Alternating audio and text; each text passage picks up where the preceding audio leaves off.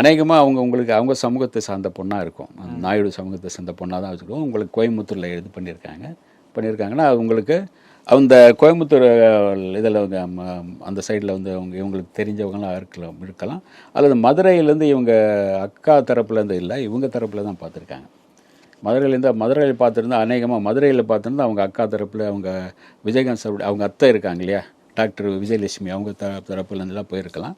அந்த சைடில் பார்த்துருந்தா மதுரையில் பார்த்துருந்தா வேறு மாதிரி இருந்திருக்கும். இவங்க அந்த சைடில் பார்த்துருக்காங்க. ஏன்னா விஜயகாந்த் சாருக்கே ஆரம்பத்தில் அதே மாதிரி தான் அவங்களுக்கு புதுக்கோட்டையில் எங்கேயோ போய் பார்த்தாங்க.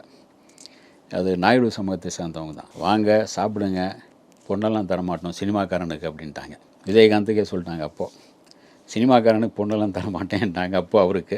அதுக்கு பிறகு தான் வந்து மறுபடியும் வேறு மாதிரி ராதிகா இதுக்காக போயிட்டு அதுக்கு பிறகு இவர் வந்து இவங்களை கல்யாணம் பண்ணாருன்னு வைங்க. அது இந்த விஷயம் வந்து உங்களுக்கு பெரும்பாலும் வேறு சர்ச்சைகள் எதுவும் இவர் மேலே அந்த பையன் மேலே சர்ச்சைகள் எதுவும் கிடையாது. ஒரு நல்ல தப்பான இதுங்களும் வரல.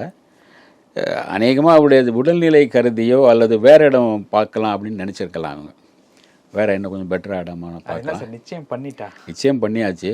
அப்பப்போ மாறிடுறதானே சார், கடைசி கல்யாணம் தாலி கட்டுற நேரத்துலேயும் மாறிடுவாங்களே சில நேரங்களில். அந்த மாதிரி ஏதாச்சும் மாறப்பட்டதா